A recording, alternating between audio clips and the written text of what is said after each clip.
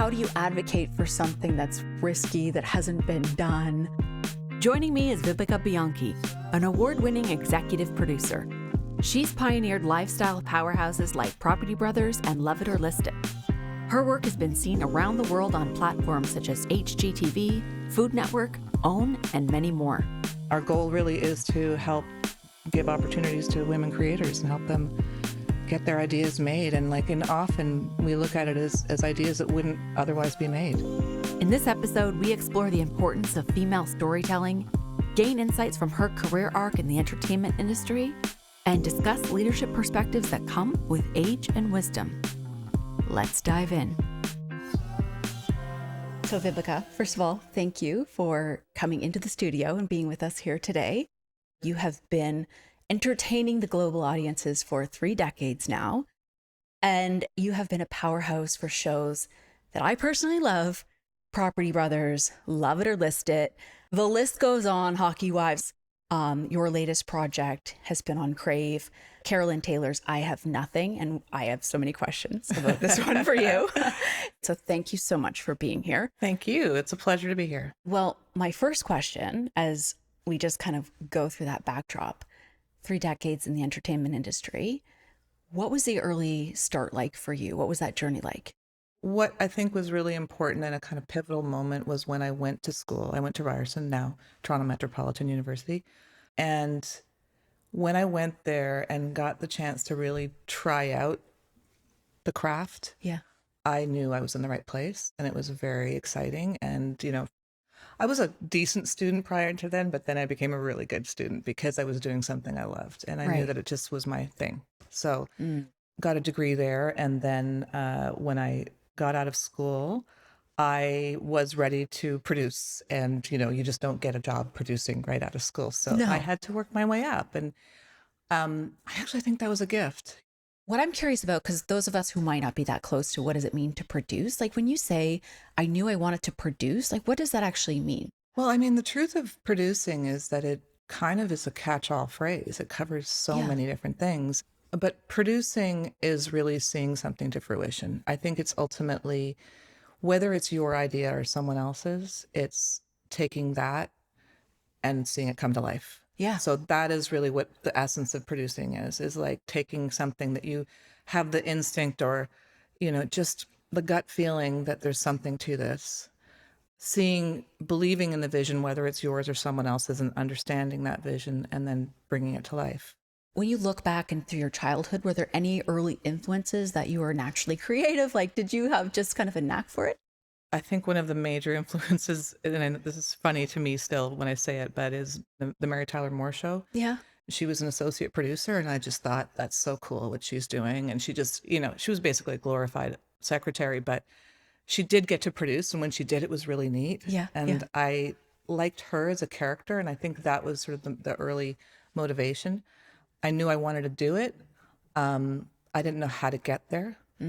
How do I, this person with no connections, and, you really kind of get that message a lot that you need to know somebody to get somewhere in this business. And I didn't have that. So I kind of just looked around for opportunities. I volunteered. I worked as a production assistant on corporate videos. I did a whole bunch of things. I did Rogers Cable 10. We would go and record city council meetings. And that was painfully long. But that's commitment to the craft there. Yeah, but it was building that kind of belief that I knew what I wanted to do and understanding the business more, because I think that's part of my process is I need to, in order to do something, I feel like I have to get a good understanding of it. And that was my way of doing that. What was the arc like from, being an assistant to really starting to have a level of influence and, a seat at the table? There were a couple women that hired me at my first job, and they were very much motivated to see me succeed. And so as they were, progressing in their careers, they were looking for opportunities for me. After a while, I started to just say, like, can I join? And, can I read that script? And whatever it was, Mm-hmm. And I think for me, I don't know. I think a lot of people feel that way when you're starting something new. You got to kind of build confidence first, but also I was frustrated for not being able to do it. And I think that is a motivator when you see it happening around you and you're not part of it. Yeah. I just was motivated by that kind of hunger to get involved. And so I would take a risk every once in a while and say, can I join? And, and then eventually I was leading, and What was that first project that you did lead? I think the one that really stood out for me was, it was the David Milgaard story. It was a TV movie for CTV. Yeah, I got to be involved in a producing capacity and quickly kind of discovered that I knew what I was doing because I've all those years, I guess, of building towards it. And I took charge to a large degree and, oversaw the kind of execution through to the end. And, we won a Gemini. That was exciting. That was an exciting time. And I really felt that was, again, sort of reinforcing my gut that this is where I'm supposed to be. When you were starting to get, that spot in your career, and now you're like, no, I'm going to pioneer for new, and I'm going to champion for new concepts. Right. How do you advocate for something that's risky, that hasn't been done? Yeah. Like, let's go to that moment. And I don't know if it was Property Brothers or if there was a concept before that. Love It or List It came before Property Brothers. And well, I think there's, it's interesting because there's sort of different eras of that role, of that commissioning role, where you are the one that is saying, yes, I'm going to take this forward and get buy-in internally. And, let's see if we can get it made.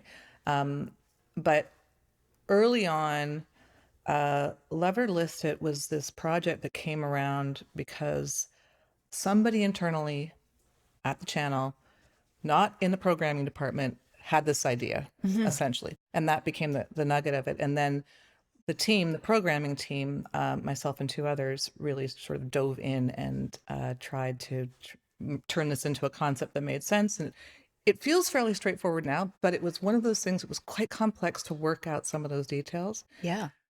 That kind of fell together in a really nice way. It wasn't met with any resistance. We just were like, we're doing this and we know there's an idea here. And it was a different era because we really got to play a little bit. We got to kind of use our gut. And, we'd been doing a ton of property programming at that point. So we certainly knew the marketplace.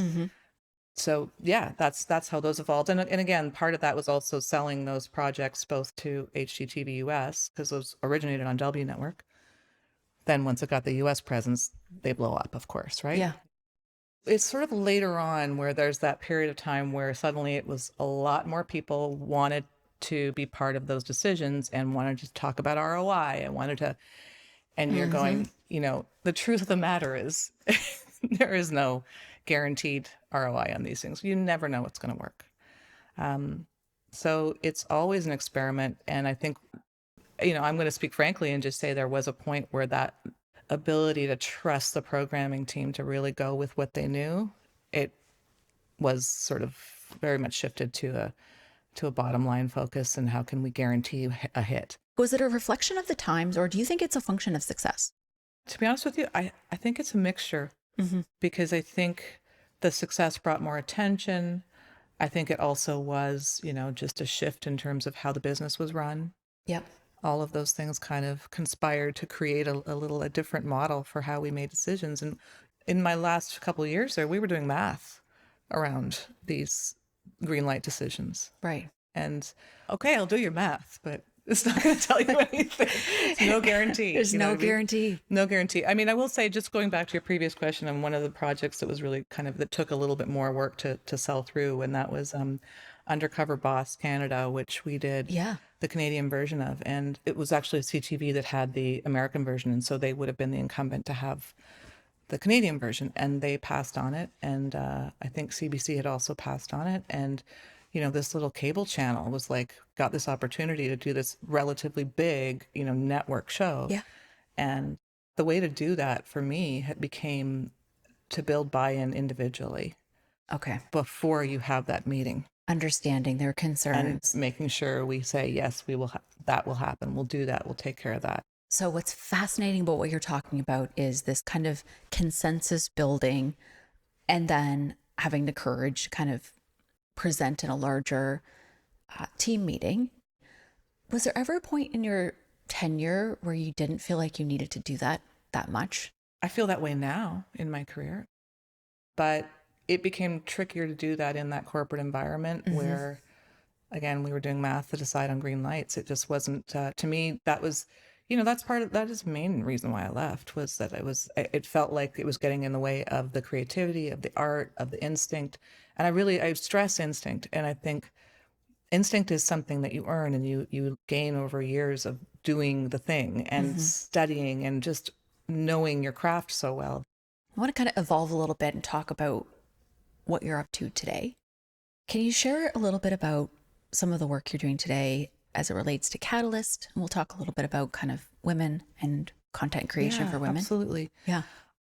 I'm going to give a little bit of background first, which is that when I was at E1, I started also working for this nonprofit organization called After Me Too, which was advocacy for women who were women and people in the workplace who had experienced sexual harassment and sexual abuse and misconduct. And it was a brand new charity, and I helped kind of build it and turn it into a charity, in fact. And it's gut-wrenching work. And, you're competing against this vast array of charities that need the money, but it's rewarding in the sense that it's now a wonderful website where people can go to and get help if they're experiencing that, and not just in the entertainment business, by the way. So I was doing the TV work and the charity work, and then the pandemic hit, and, I found myself trying to figure out what I wanted to do next, and came across this fellow producer, Julie Bristow, that I've always wanted to work with. And we actually, the very last meeting before the pandemic was the two of us at having coffee, saying, we should work together. And then lockdown happened. And so we were like, oh. So we stayed in touch and we kept talking. And she had this idea to start a company that was about creating content made by women and giving opportunity to women. And because in this industry, it still is a disadvantage. And so I was like, I am in, whatever, like count me in. So I've been with her since the early days, and it's been 3 years now that we've been in business. And our goal really is to help give opportunities to women creators and help them get their ideas made. And often we look at it as ideas that wouldn't otherwise be made, and that's such a rewarding and exciting place to be. When you do give women a chance, is there anything in that dynamic that you have a unique perspective on? Like, I see it in entrepreneurship, but I'm just curious of when someone does say, oh my goodness, you believe in our ideas. Like, what has been your experience believing in the female content creator? Honestly, I feel like there is a lot of gratitude, just appreciation for this opportunity that is giving women a kind of advantage that normally doesn't exist. So I see that. I think I see a lot of women kind of going, oh, I've been dying to, take this to somebody, but didn't know who it would be until I heard about you. That is definitely coming up. People are feeling like there's a place for them, and I think that's part of what we want to do as a company, as an organization, is creating sisterhood and being there for each other and supporting each other. Well, I was on the website and I was checking out the Docs for Change initiative that you have in partnership with Nix. Would you mind just kind of giving a bit of a backdrop on what that is and where you guys are at in the project? We're working with Nix on this initiative that is really geared towards feature documentaries by women creators again. Again, a space where there hasn't been a ton of opportunity. It's also really tough to make feature documentaries. And you'll talk to any woman who makes feature documentaries, even if it's their 10th one, they're often doing it on their own dime and, just in their spare time and trying to figure out how to make that happen, because you have to kind of prove it before it's bought. It's often the case that men are given the chance by just talking loud about the idea and knowing the right people. Women have to prove it. While we can't completely eliminate that need to prove, there still needs to be some work to be pitching something. What we're looking at it as is an opportunity to say, I believe in you. You have a great track record. You've done some amazing work. Your idea, you're very passionate about it. You know your idea. Let's go. Yeah. No, you don't have to make it first and then we'll buy it after. You know what I mean? Like we Yeah. can actually be there from the beginning and help a filmmaker make their project from the beginning. So with a lot of these submissions, have you noticed a kind of cultural themes on what's coming in? Yeah. Yeah. I mean, first off, I'll say we had over 50 submissions and from all kinds of creators. It's really exciting and such great work. So it was really, really very moving to see the amount of ideas that were coming in, and the level and the quality of the work was also really impressive. Mm. Yeah, there were four themes that we kind of could see throughout the various submissions. And the first was women's health, Mm-hmm. everything from, you know, mental health to reproductive health, Yeah. women's rights and advocacy. So again, abortion rights, everything, you know, to do with women, and various rights that are still not granted to women in a lot of cases. Mm-hmm. The third was climate change. And again, I think we've seen that a lot of women are very, kind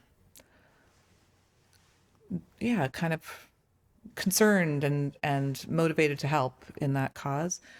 And then the last was wisdom and aging, and that was really interesting. There was a lot of kind of really interesting ideas about how often women are kind of sidelined over 50, and that there is a whole lot more there that we are just not tapping into. Well, this is the one we're going to tap into. I've been itching to talk about the wisdom. So I'm 45. I think I am feeling this year, I am feeling like I am moving into the chapter of, I think 30s for me was, there's a lot of ambition. Mm-hmm. I would say proving energy. Yeah. Something changed for me at 45. Right. I found that I was like, well, if it's not now, when? Right. First thought, if I don't do it now, wait, what am I waiting for? That was kind of this rising up.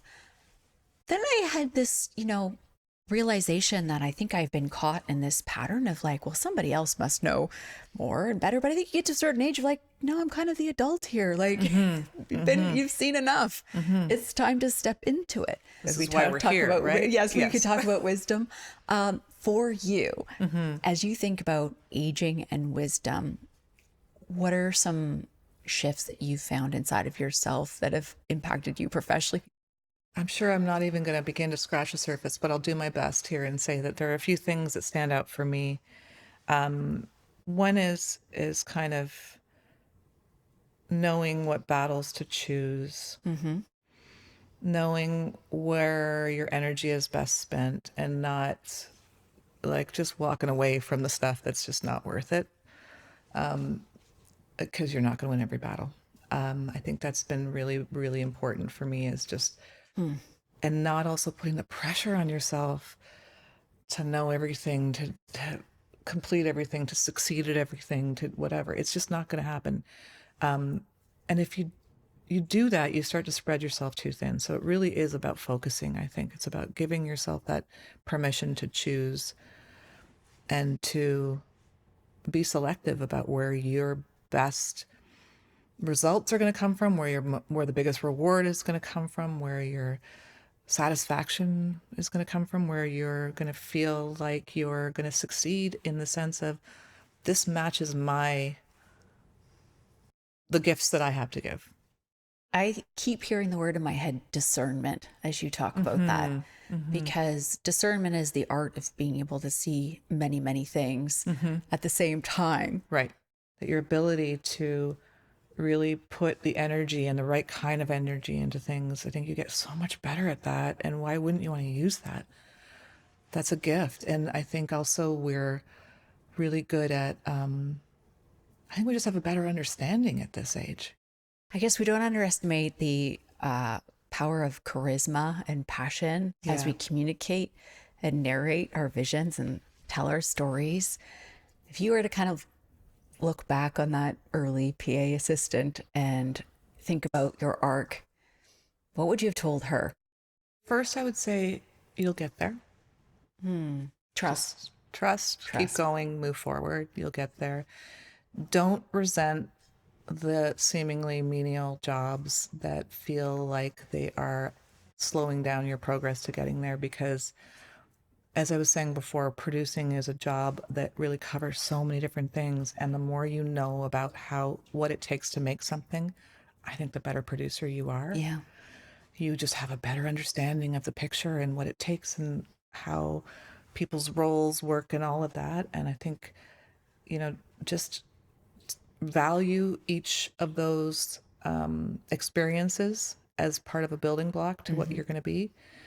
And then I think the other thing I say is that when you're in your early career, you're going to be given projects before you get to make your own that you're not getting. You're like, oh, find something to love in it.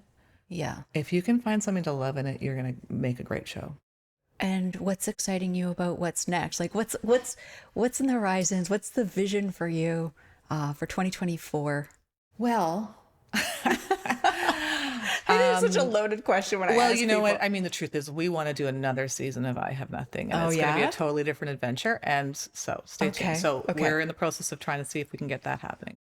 I've got some other projects that I'm really excited about in the documentary true crime space. Yeah, really what I feel excited about just personally, not just the projects, is just I feel more connected. I feel like at this stage in my career, I'm more connected to these projects. I am very hands-on. I'm very involved. I'm very collaborative. I'm part of that process more than maybe I had previously been helping to elevate other people's projects. Now I feel like I'm part of that team more. Yeah. And my voice is part of that, what you'll finally see on screen. And so there's something about finding ownership, I think, also happening at this point in my life. How does it feel telling your story here today? It's good, actually. A lot less scary than I thought it would be. Listen, I'm afraid. I'm like the executive producer is like on the show, and oh my gosh, Not at all. You're Not doing at all. You guys have a great thing going here. It feels really good, and it feels like thank you for making me feel comfortable. And Yeah. because you're doing a great job, and I really do I've been listening to your show, and it's like you've got a lot of wisdom to share too. So I know. Doing this yeah. every week, I feel like I'm in a masterclass of growing and evolving as a human to do this. So, Well, yeah. I can only say, and I genuinely mean this, that you belong here. You are doing what you should be doing, and you're doing an incredible job, and you are natural. Oh, thank you, Vibika.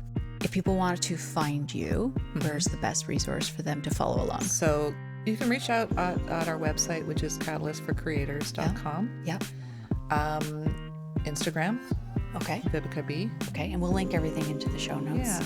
Well, that's a wrap. Thank you, Vibika, for being on the show. This has Pleasure. been an amazing treat.